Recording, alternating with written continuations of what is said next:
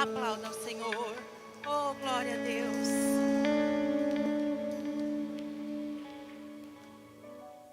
A paz do Senhor, igreja. Estamos neste culto de ensino, uma vez mais, para que nós aprendemos um pouco mais da palavra do Senhor. Agradeço o nosso conjunto, né? Que Deus tenha abençoado grandemente aqui na pessoa das nossas irmãs, Andréia, Rayane, Júlia, aqui as nossas irmãs,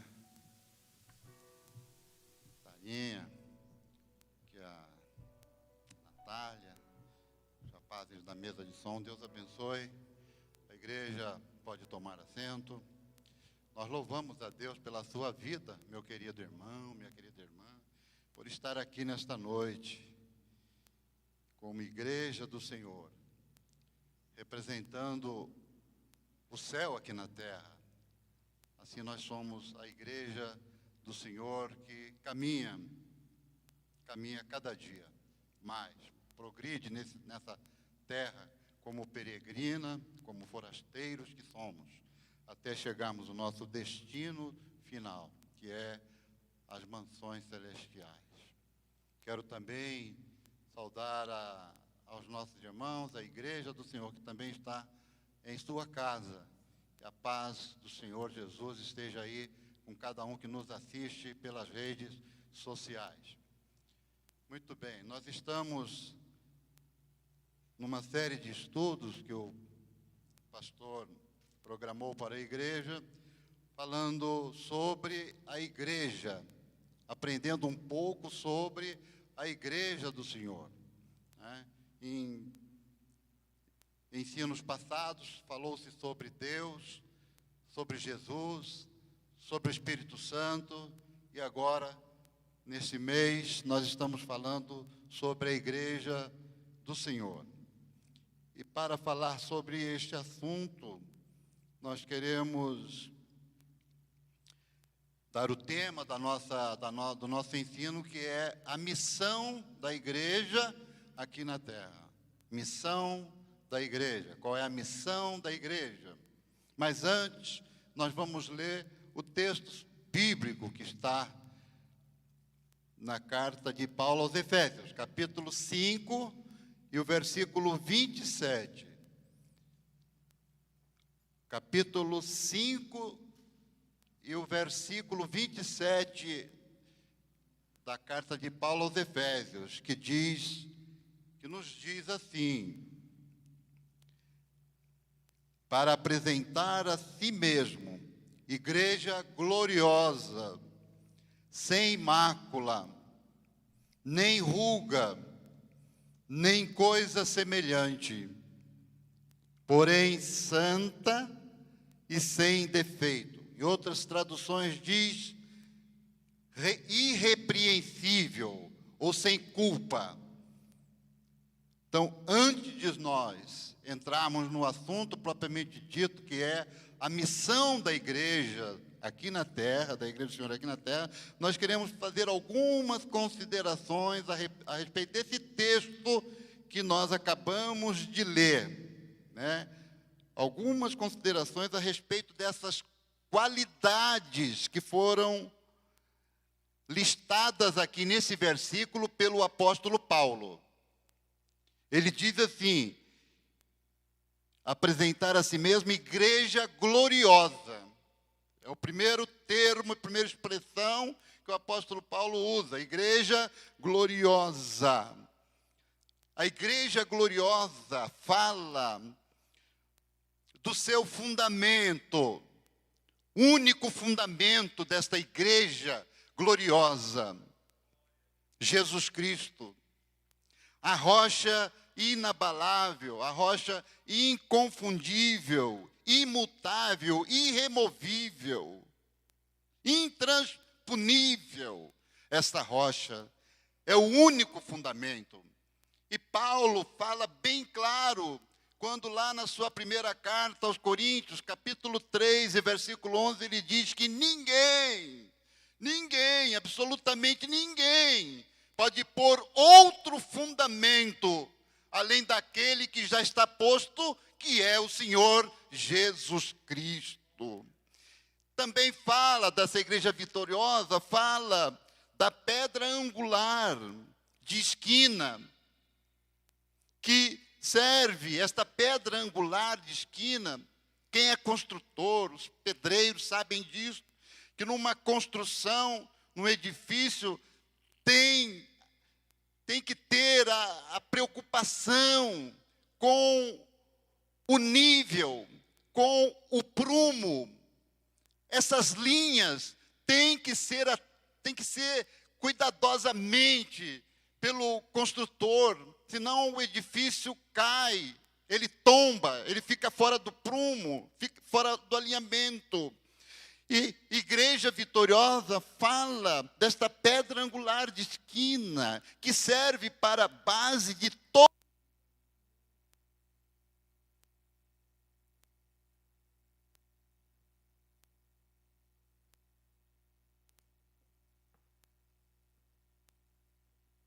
Que serve de base para todos os alinhamentos, quer sejam eles na linha vertical, ou na linha horizontal, ou obliquamente falando, em qualquer sentido, em qualquer direção.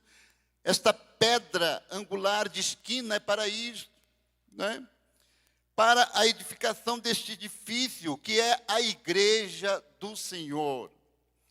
Isto é profeticamente dito pelo profeta Isaías, no seu capítulo 28, versículo 16, que ele diz assim: o Senhor Deus falando através do profeta Isaías ao povo de Judá, ele dizendo assim, o Senhor diz: eis que põe em Sião uma pedra já experimentada, uma preciosa pedra angular, para alicerce seguro.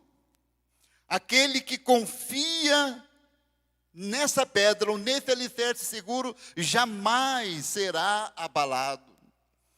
Deus usa aqui o profeta Isaías, aqui neste caso, para fazer um contraste do único refúgio seguro com a ilusão que existia na época dos judeus de confiar em estranhos, em muitos planos falsos, mentirosos, temperados por falsa segurança, que eram colocados pelos líderes religiosos naquela ocasião.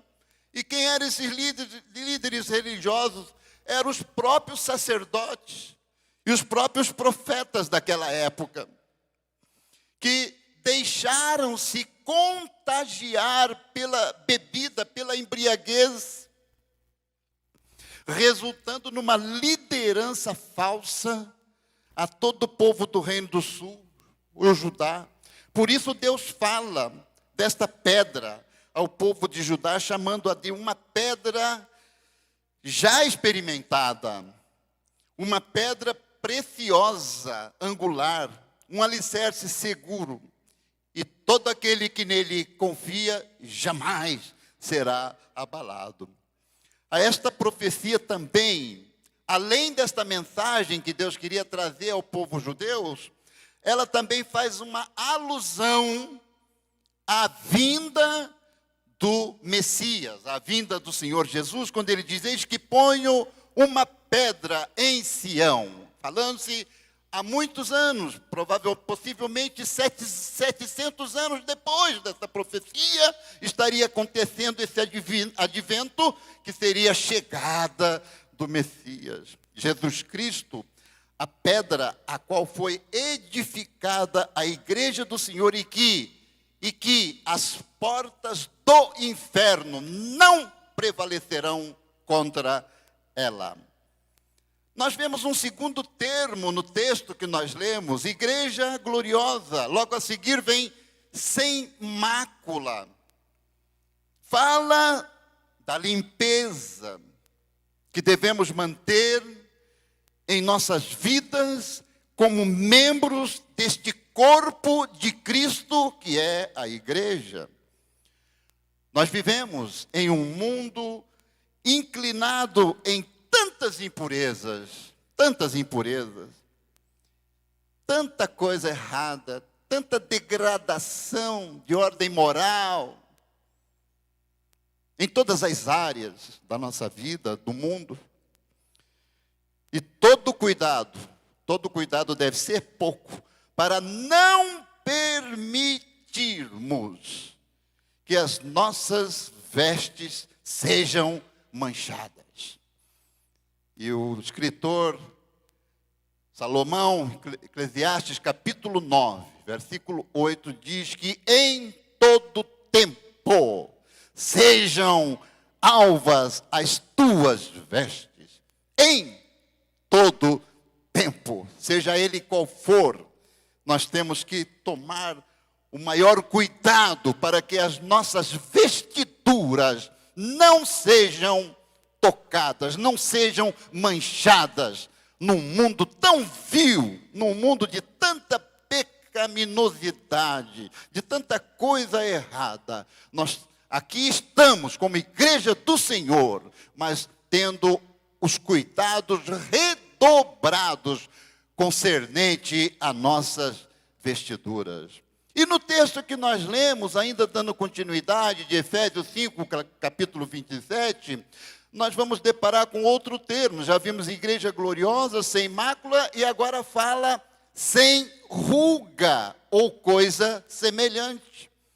Isto fala da beleza, isto fala da beleza da igreja, da alegria, do vigor espiritual que cada um de nós devemos manter como igreja do Senhor. Apesar das aflições deste mundo serem grandes, temos o Espírito Santo em nós.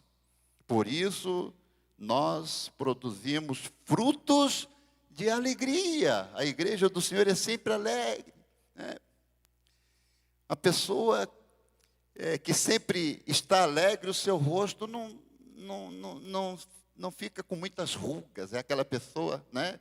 E assim é a igreja do Senhor. A alegria é a fonte de força que gera resultados práticos na nossa vida espiritual, como, por exemplo, louvar mesmo estando no meio das aflições, mesmo estando passando por provações da vida. Nós devemos estar sempre alegres. Ou seja, não quer dizer que alegre é estar sempre sorrindo, ou sempre mostrando os dentes, né? Alegria do crente, alegria interior, alegria que vem de dentro do coração, né? E esta alegria, ela deve permanecer em todas as circunstâncias que nós passamos na nossa vida. Exemplo disso nós temos Paulo e Silas, né? No obstante estarem presos, depois de surrados, né?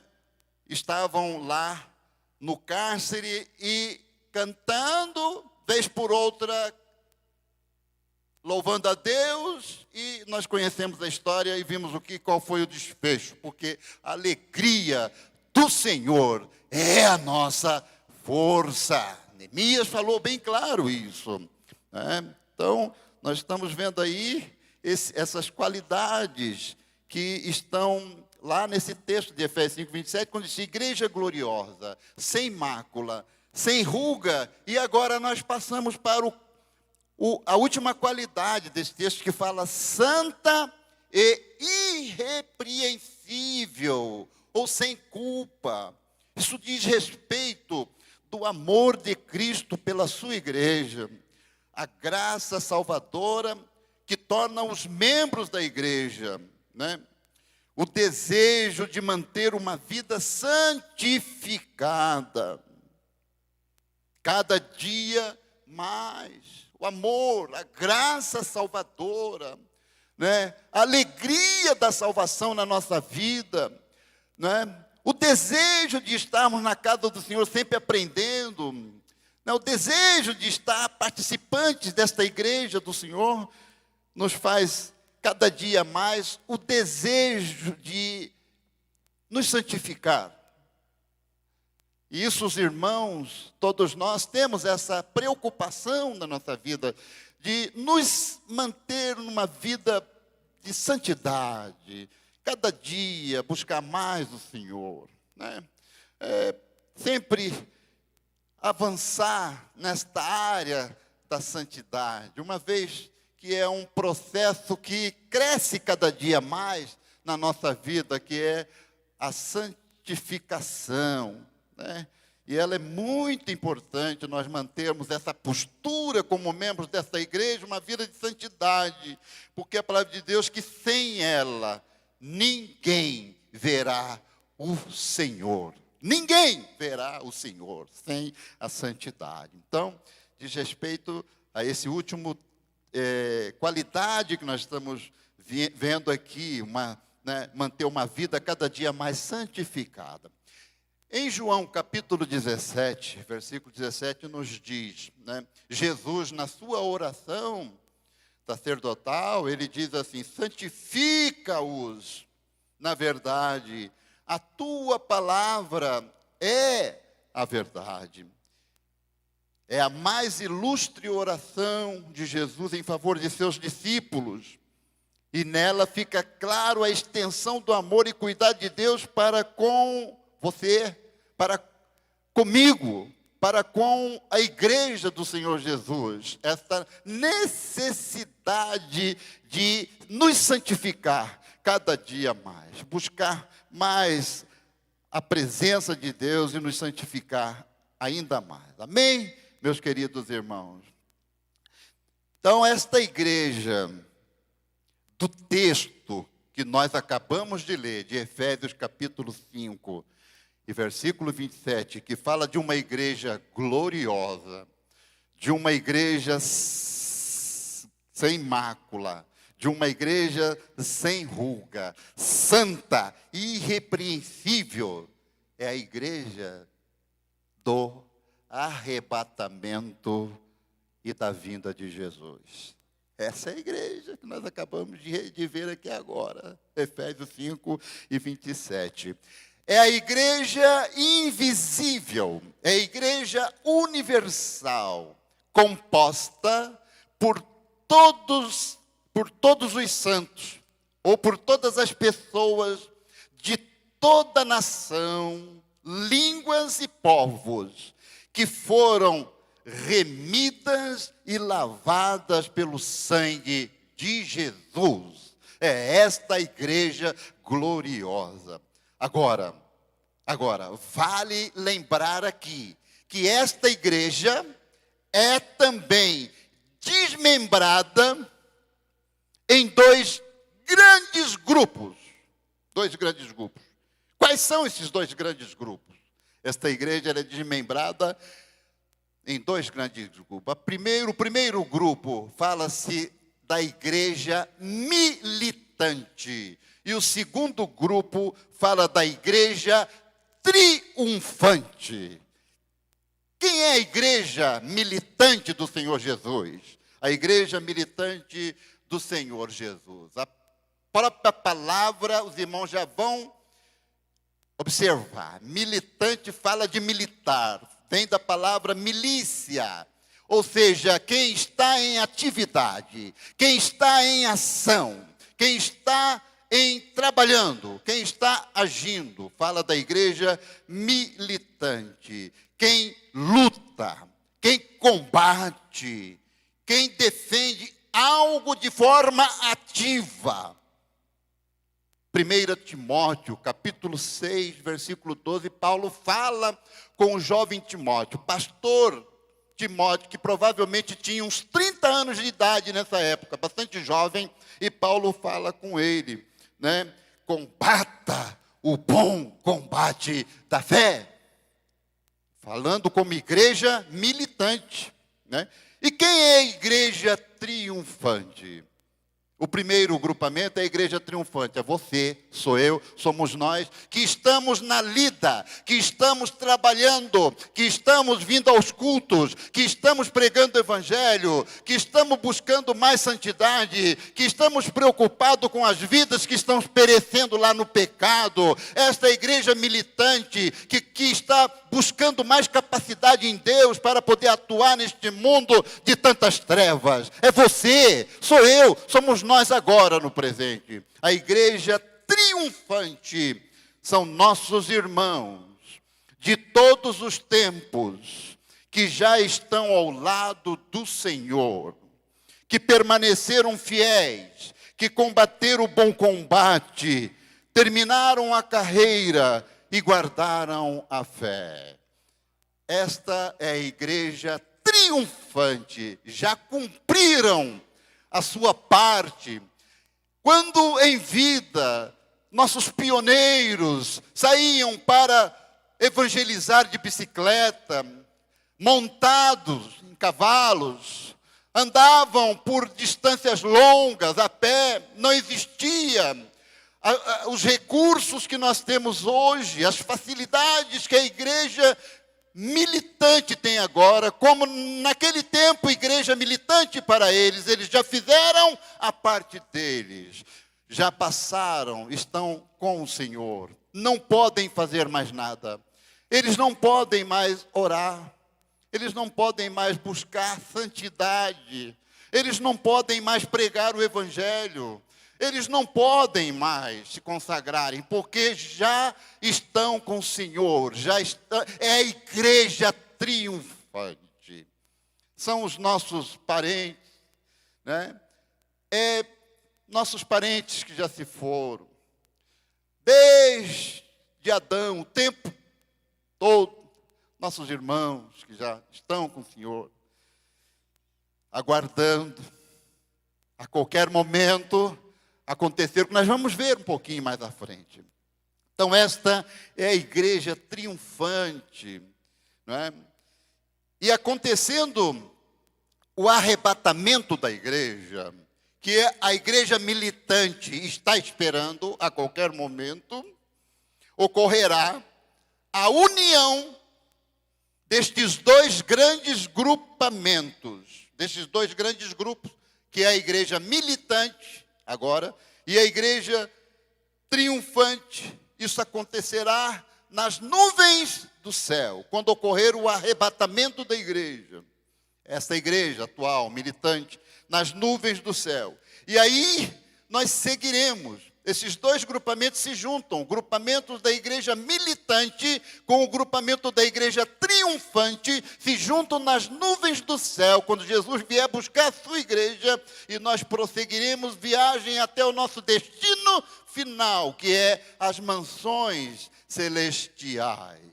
E aí, não mais como igreja militante, mas como igreja agora totalmente, igreja triunfante, que será apresentada como a noiva do Cordeiro. Olha que coisa maravilhosa, esta é a igreja que você faz parte, essa é a igreja que os nossos irmãos do passado fizeram parte da igreja triunfante.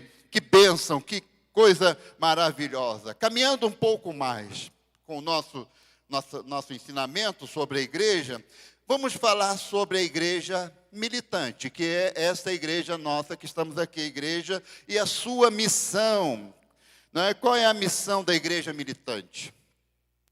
A resposta para essa pergunta está nas últimas palavras de Jesus a seus discípulos. Não é?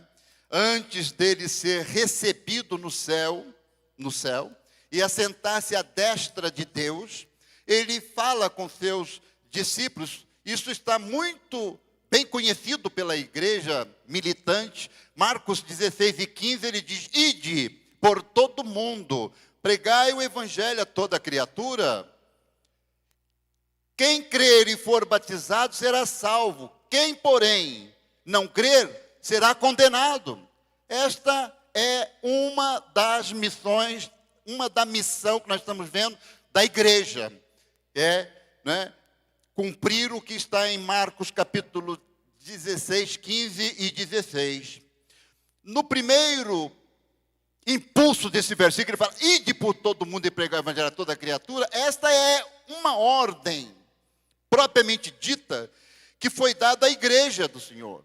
E como igreja militante, nós aqui estamos nesta noite cumprindo a nossa parte, pregando, evangelizando, não é? Há uma preocupação da igreja sair das suas quatro paredes e ir ao encontro das almas que estão perecendo. A igreja tem seu departamento de evangelismo, a igreja tem seu departamento de missões, que atende famílias, que atende pessoas que estão precisando de ouvir a palavra de Deus. Casa do Menor, asilo, polícia militar, enfim, outras instituições da cidade, em qualquer outro local, a igreja do Senhor está lá, sempre presente, cumprindo esta ordem que Jesus passou, que é a sua missão, pregar o evangelho, né? E estamos cumprindo e fazendo a nossa parte. Agora, a segunda parte deste versículo diz: quem crer e for batizado será salvo, quem, porém, não crer será condenado. Esta é a condição estabelecida para quem ouve, logicamente, a pregação. É uma condição, né? É uma condição que a pessoa ouve e aceita se ela quiser. Se ela não quiser, ela não aceita, né? Se ela não quiser aceitar, ninguém pode obrigar, mas a nossa missão de pregar o evangelho, a nossa missão de falar com ela sobre o pecado, nós fazemos. Agora, a condição afeta ela, se ela vai aceitar ou não. O nosso desejo, vou dizer a verdade para os irmãos, é que todo mundo aceite. O nosso desejo é convencer a pessoa, mas o convencimento só não é suficiente para aquela pessoa se converter verdadeiramente falando, né? O convencimento apenas não salva a pessoa precisa passar pela conversão genuinamente falando, que é mudança de direção, mudança de atitude, mudança de postura. E aí então sim, e quem faz isso não somos nós, quem faz isso é o Espírito Santo, porque é Ele que convence o pecador dos seus pecados, da justiça e do juízo. É o Espírito Santo, nós fazemos a nossa parte, mas na verdade o nosso desejo é que a pessoa, quando ouve a palavra, o nosso desejo é que ele aceite de imediato, né? Mas isso é uma parte que afeta ela, aceita ou não, né? Se ela aceita, se sim, nós vamos observar o primeiro sinal que acontece aí, desta decisão, que é um coração arrependido. E em seguida, o Espírito Santo de Deus vai dar continuidade ao processo da salvação, o processo de mudanças, né, por qual a pessoa precisa passar. Sempre a gente prega assim: vinde como estás. A palavra, né, Jesus faz o convite: vinde a mim, todos vós que estáis cansados e oprimidos.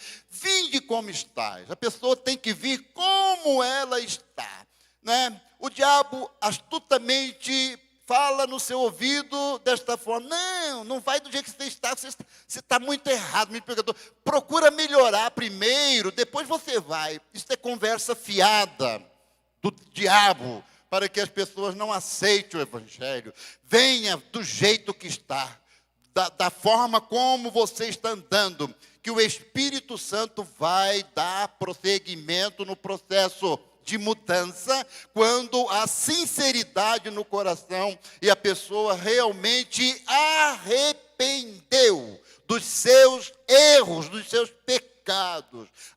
Arrependimento é a primeira condição, o arrependimento. E tendo este fato acontecendo na vida da pessoa, o Espírito Santo então vai devagar, né, com o jeito que o Espírito Santo atua na vida das pessoas, a pessoa vai mudando e ela vai se acertando, né? Então, e em ação contínua, o processo, entra a segunda atividade da missão da igreja, que é, agora, nós já vimos a primeira missão da igreja, ou seja, uma da missão da igreja, que é pregar o evangelho. E agora a segunda missão da igreja, que nós estamos estudando nesta noite, é fazer discípulos. Não adianta só pregar, não adianta só a pessoa aceitar Jesus e deixarmos ela ficar ao léu, sozinha. Não, a igreja tem que cuidar, fazer discípulos. Então, a primeira função, missão, é pregar. Ir por todo mundo e pregar o evangelho. A segunda, fazer discípulos. Né? Esta ordenança de Jesus está bem clara. Aonde, igreja? Mateus capítulo 28, versículo 19, que diz: ide, portanto, fazei discípulos de todas as nações, batizando-os em nome do Pai, e do Filho, e do Espírito Santo, ensinando-os a guardar todas as coisas que vos tenho ordenado. E eis que estou convosco todos os dias até a consumação dos séculos. É uma ordem que Jesus deu, não somente pregar o evangelho, mas fazer discípulo. É uma função também da igreja do Senhor Jesus. A missão que recebemos de Jesus, ela é única, contínua e poderosa, composta pelas ações de 3 verbos. Quais são eles? Ide, pregai e fazei discípulos. Verbo ir, verbo pregar e verbo fazer. São 3 ações que provocam na vida da igreja militante a dinâmica, o movimento em cima desses 3 verbos, que é pregar o evangelho, que é ir. Para pregar tem que ir. Para pregar tem que ir, tem que sair do lugar para pregar, não é? E para ir e pregar, tem que fazer discípulos. É a segunda missão. Ide é o mesmo que saia, caminhe, ande, dando todos esses verbos no sentido de movimento, gerando uma dinâmica em que se habilita a isso. Ide pregar o evangelho, é alguém que vai adiante, anunciando o evangelho. O original desta palavra ide diz indo, no gerúndio, indo pregar o evangelho. Indo, quer dizer, caminhando, andando, por onde você passar, pregar o evangelho. Indo para a escola, pregar o evangelho. Indo para o trabalho, pregar o evangelho. Indo para o supermercado, pregar o evangelho. Indo para a igreja, pregar o evangelho. Indo para o ponto do ônibus, pregar o evangelho. Indo para o hospital, pregar o evangelho. Indo para qualquer lugar, pregar o evangelho. É isto que o original diz: ide, pregai o evangelho. É alguém que vai falar quem é Jesus, o porquê ele veio ao mundo, como viveu, por que morreu e ressuscitou. Mas tem que ir. Para acontecer isso, tem que ir. O que não pode ser feito, irmãos, igreja, é nós nos acomodarmos.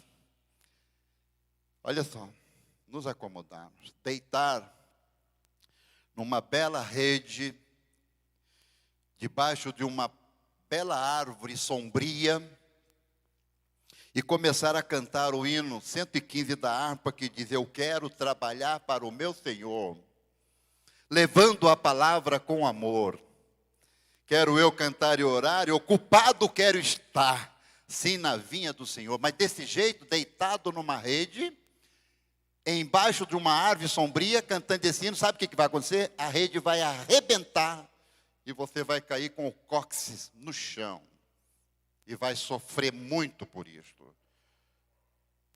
Isto chama-se um evangelho cômodo, zona de conforto. Temos que deixá-la para pregar o evangelho. Temos que sair, temos que ir. Como é que você vai? Como é que nós vamos? Estabelecendo metas, estabelecendo estratégias. Ore primeiro e crie meios que o motive a ganhar almas para Cristo. Vai sair de casa, pega uma meia dúzia de folheto e coloca no bolso. Você vai sair de carro, pega uma meia dúzia de folheto e coloca no console do carro. Vai abastecer, acabou de abastecer, você dá o cartão e o folheto para o frentista. São meios que nós criamos para que nós possamos pregar o Evangelho, né? Para que nós possamos dar continuidade a esta missão tão boa, né?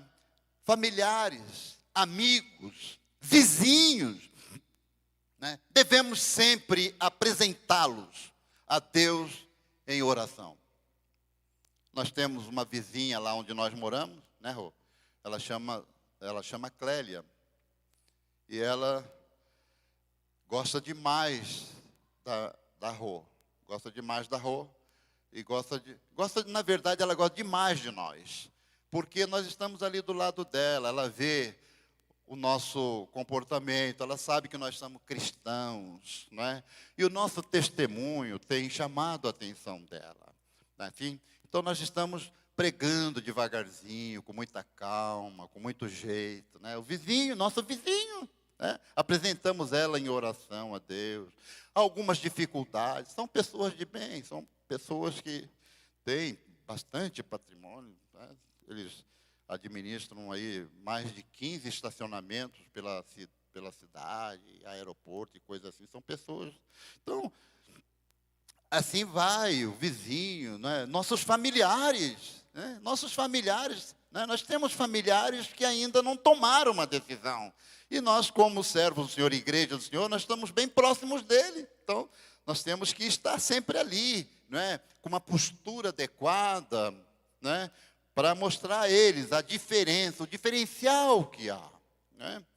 Então, apresentar sempre a Deus em oração. Estabelecer sempre que possível o contato e estar perto, sempre perto das pessoas. A iniciativa tem que ser nossa.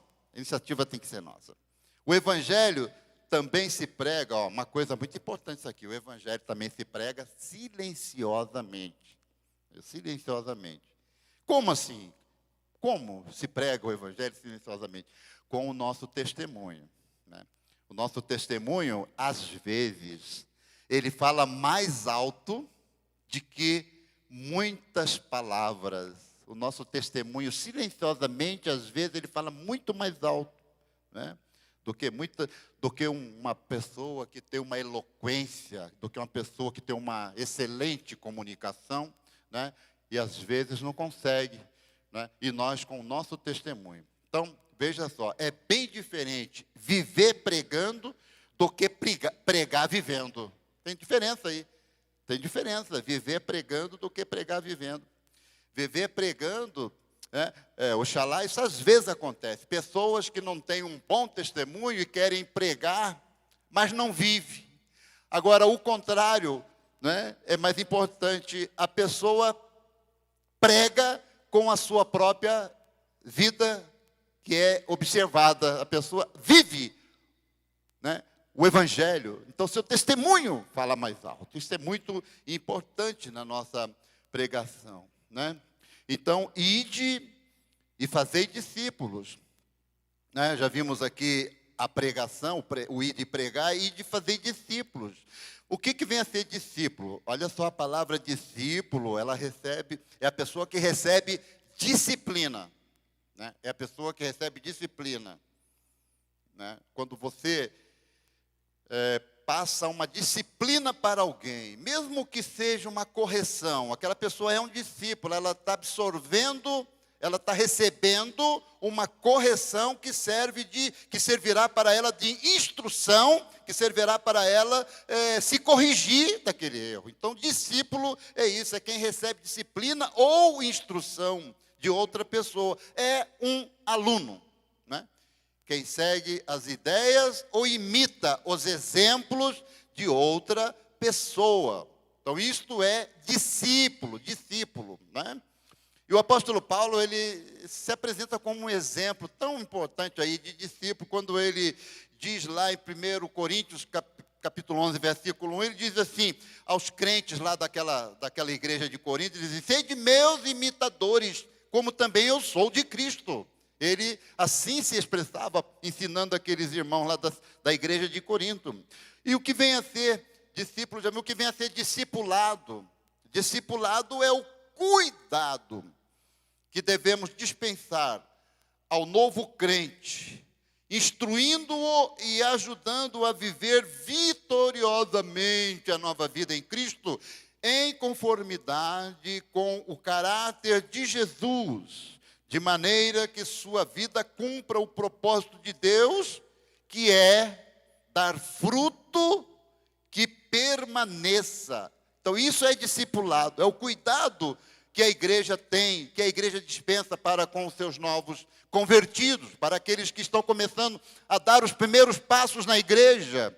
Eles são discípulos, né? Estão recebendo o discipulado da igreja. E a nossa igreja tem esta visão muito importante de discipulado. A nossa igreja tem esse lado de instruir, de preocupar-se com aqueles que estão se achegando agora à igreja, dando os seus primeiros passos na fé cristã. A igreja tem o cuidado de instruí-lo, de cuidar. Sabe por quê, irmão? Porque existe muito ensinamento errado, existe muita heresia que transita por aí e às vezes até no nosso meio. E isto pode contaminar o novo convertido. E a igreja tem o cuidado de colocar este ensino, esse discipulado a esses irmãos nossos que se achegam logo no começo, né?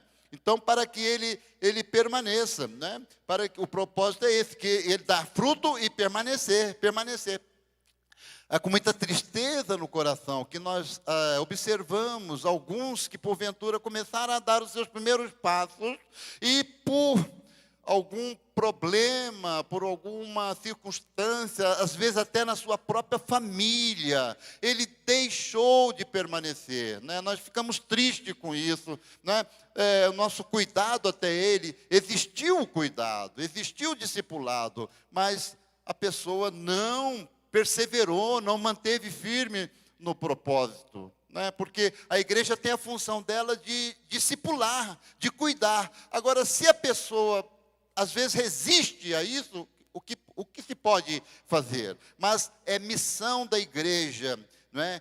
Cuidar dos novos convertidos, não é? Para que ele possa dar fruto e permanecer. E este fruto deve manifestar-se em uma vida transformada, que passa a ser capaz de reproduzir-se em outros, gerar, né, em outros. Em João 15,16 fala sobre isto: não foste vós que me escolheste a mim, pelo contrário, eu vos escolhi a vós outros e vos designei para que vades e deis fruto, e o vosso fruto permaneça, a fim de que tudo quanto pedirdes ao Pai em meu nome, Ele vô-lo conceda. Jesus instruindo aos discípulos: e o vosso fruto permaneça. É a nossa missão de cuidar dos nossos novos convertidos para que ele permaneça, para que ele fique firme neste propósito, né? Então, esse é o discipulado. Agora, fazer discípulos, que vem a ser fazer discípulos, é o acompanhamento aos novos convertidos por alguém mais amadurecido na fé, para se firmarem, crescerem e se desenvolverem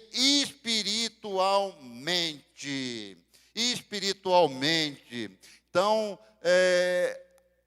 aqueles que são mais amadurecidos na fé, aqueles crentes um pouquinho mais antigos, que já estão estruturados, que já conhecem a Bíblia, que vêm ao culto de ensinamento, que são alunos matriculados na EBD, que são crentes que têm prazer de frequentar uma escola bíblica de obreiros, né? Que têm prazer de fazer um CETASC, né? O curso de treinamento aqui de teologia.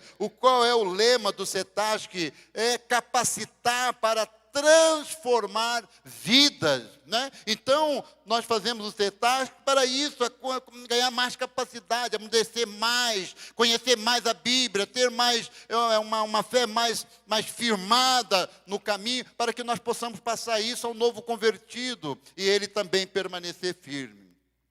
Mas temos que lembrar uma coisa, aquilo que eu falei aqui agora há pouco, nós fazemos a nossa parte como discipulado, como discipular a pessoa. Agora nós temos que entender o seguinte, que o crescimento somente é Deus quem dá, né? Os irmãos conhecem a passagem de 1 Coríntios 3,6, que diz: eu plantei, Apolo regou, mas o crescimento veio de Deus. É Deus, é Deus, é a pessoa, é o desejo, a sinceridade, a vontade, o prazer da pessoa com Deus. Essa pessoa então cresce e continua. Como nós dizemos, alguns outros naufragam aí nesse caminho e desistem, param e não prosseguem, porque não querem. E Deus respeita o livre-arbítrio das pessoas.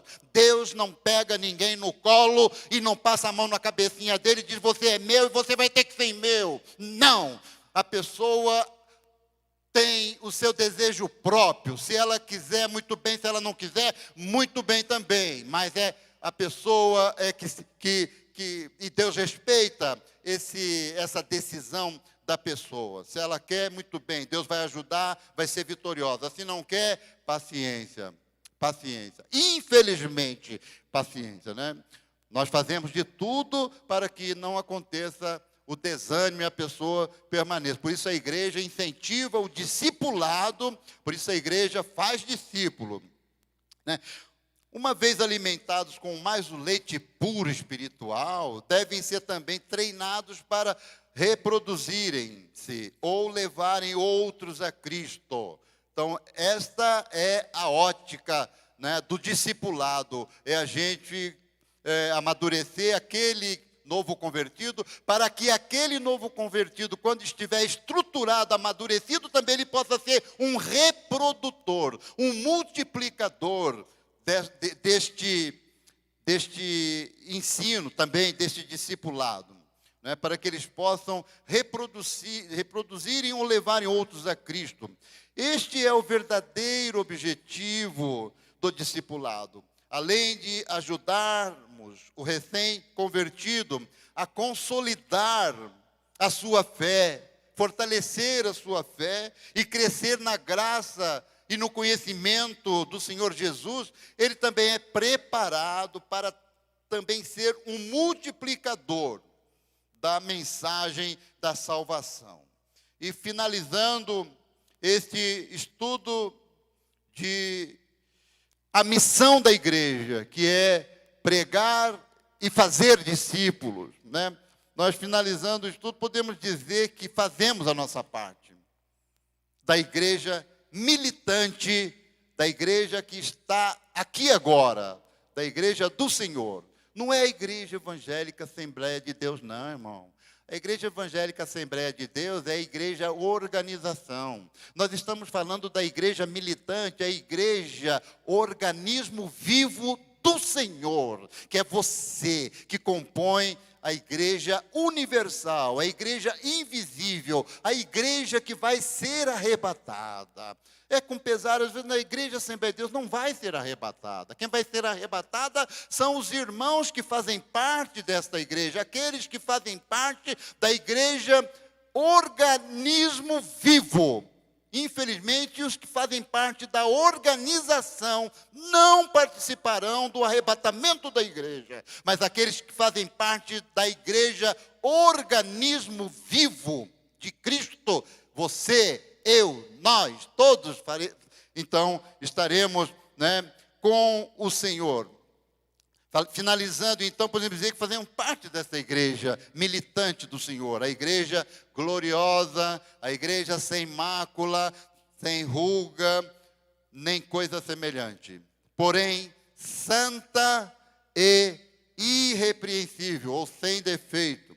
Somos membros desta igreja. Não somente membros, mas discípulos e discipuladores, fazendo com que o nome do Senhor, nosso Deus, alcance a primazia da igreja. Antes da igreja pregar o evangelho e fazer discípulo, existe a primazia da igreja aqui na terra, que é adorar a Deus em espírito e em verdade. Depois essa igreja sai para pregar e sai para fazer discípulos. Que Deus continue abençoando você, meu irmão. Vamos ficar de pé, estamos encerrando nosso culto de ensino desta noite, onde nós falamos um pouquinho sobre a missão da igreja militante. A igreja militante que é você, irmão. Você que está aí em plena atividade. Nós todos que estamos ativos na igreja do Senhor. Esta igreja militante, né? Que Deus nos abençoe, que Deus nos guarde. Aqui, nesse presente momento, nós somos igreja militante, mas Deus é quem sabe, segundos para frente, você pode participar já da igreja triunfante. Pode, porque ninguém sabe, né? Ninguém sabe a hora, né? A gente vê casos acontecer daí, é questão de um segundo, já partiu para a eternidade. Meu irmão, partiu para a eternidade. Que alegria, né? Que coisa linda, maravilhosa. Faz parte agora da igreja triunfante do Senhor, né? Igreja que está aguardando lá na sepultura o arrebatamento da igreja, né? Aqueles que foram cremados, não sobrou nada, não sobrou partícula nenhuma. Como é que Deus vai fazer? Deus é Deus, Ele vai dar ordem para que as partículas se juntem. Aonde foi lançada no mar, aonde desapareceu, aonde é que foi? O irmão participa da igreja triunfante, ele vai ressuscitar e nós estaremos juntos. Amém? Deus abençoe. Igreja militante e igreja triunfante. Você faz parte da igreja da igreja militante, da igreja que está militando, da igreja que está combatendo o bom combate da fé. Vamos orar então, estaremos encerrando o nosso culto de ensino e domingo que vem, 8 horas, escola 8 horas a oração, né? Depois 9 horas escola dominical e logo à noite às 18h30 o nosso culto da família, o culto evangelístico. Estaremos aqui novamente como igreja militante do Senhor, novamente aqui para celebrar Ele, este culto, tributar a Ele toda adoração, todo louvor e toda glória. Oremos. Senhor, nosso Deus e Pai, te louvamos pelo privilégio santo que o Senhor nos concedeu de podermos estar na Tua casa, Senhor, neste santuário, aprendendo juntamente com os nossos irmãos a Tua santa e bendita palavra. Ó Deus, continua abençoando, despertando, Senhor, o interesse nos corações, Pai, daqueles que, porventura, aqui não chegaram, meu Deus, que eles possam ser despertados como igreja militante do Senhor, a estar sempre na ativa, a estar sempre disposto, preparado para este bom combate da fé. Abençoa, Senhor, os nossos irmãos que agora se despedem para as suas casas. Leve-os debaixo da Tua santa proteção, debaixo das Tuas mãos, Senhor, guardando-nos e dando-nos uma noite de bênção, uma noite na Tua presença gloriosa. Ó Deus, despede-nos, Senhor, e nos livra de todo o mal. É o que nós oramos, agradecidos por tudo e no nome de Jesus. Amém. E a graça do Senhor Jesus Cristo, o amor de Deus e a comunhão e consolação do Espírito Santo seja com você, irmão, seja com você, irmã, seja com a família, seja com o seu ministério, seja com todos, toda a igreja do Senhor e todos que assim creem. Digam amém. Deus abençoe.